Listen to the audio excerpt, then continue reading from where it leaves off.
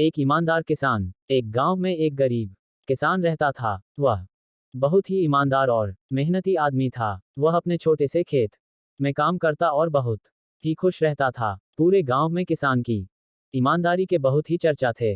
उसका एक दोस्त था जो उस गांव के राजा के यहाँ सिपाही का काम करता था। वह किसान से उसके घर रोज मिलने जाता था। एक बार राजा ने अपने दरबार में एक ऐलान किया कि उसके बगीचे में काम करने वाला एक अच्छा सा कारीगर चाहिए जो उसके बगीचे के पेड़ पौधों और फूलों का ध्यान रख सके। राजा का यह ऐलान सुनकर किसान के दोस्त सिपाही ने सोचा कि यही मौका है कि किसान से मित्रता निभाने कि मैं उसे यहाँ बगीचे में काम पर लगवा दूंगा। उसका वह मेरा साथ भी रहेगा एवं किसान का भला भी हो जाएगा। यह सोचकर उसने राजा से कहा कि महाराज, मैं आपके लिए एक ऐसे आदमी को लेकर आऊंगा जो यह काम अच्छे से कर लेगा। सभी राजा ने उस सिपाही को आदेश दिया कि जाओ, कल से ही बगीचे में काम करने के लिए कह दो। उसी वक्त वह सिपाही अपने दोस्त किसान के पास पहुंच गया और उसने किसान को बगीचे के काम की सारी बात बता दी और किसान ने भी काम करने के लिए खुशी खुशी हाँ कर दिया।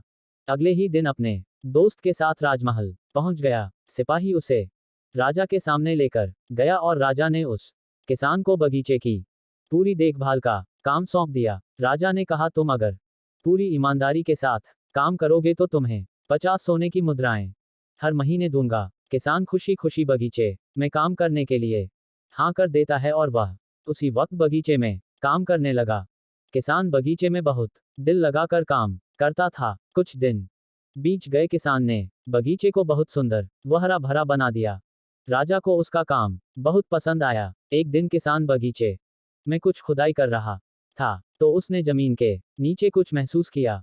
तो उसने खुदाई की तो देखा वहां नीचे एक बड़ी सी संदूक थी। किसान ने वह संदूक बाहर निकाला और खोला तो क्या देखा, वह सोने और चांदी से भरी हुई थी। यह देखकर किसान बहुत खुश हुआ और अपनी ईमानदारी दिखाते हुए राजा के पास पहुंचा। राजा किसान की ईमानदारी देखकर बहुत खुश हुआ और उसके साथ वहां गया जहां किसान ने खजाना निकाला था। राजा ने देखा तो कहा, यह खजाना तो हमारे पुरखों का है, हम कई वर्षों से इसे खोज रहे थे। खजाना देख राजा बहुत ही खुश हो जाता है। राजा अगले दिन किसान को पूछता है, तुम्हें क्या इनाम चाहिए? किसान बोला, मालिक मुझे कुछ नहीं चाहिए, मेरे पास जो भी है मैं उसी में खुश हूँ। राजा उसकी इतनी अच्छी बात सुनकर और खुश हो गया और उसने किसान को अपना मंत्री बनाने का फैसला किया। किसान ने राजा की बात मान ली और मंत्री बन गया। कहानी अच्छी लगे तो चैनल को लाइक और सब्सक्राइब करें, घंटी दबाना ना भूलें। नई नई कहानियां आपको सुनने की मिलेगी। Thank you.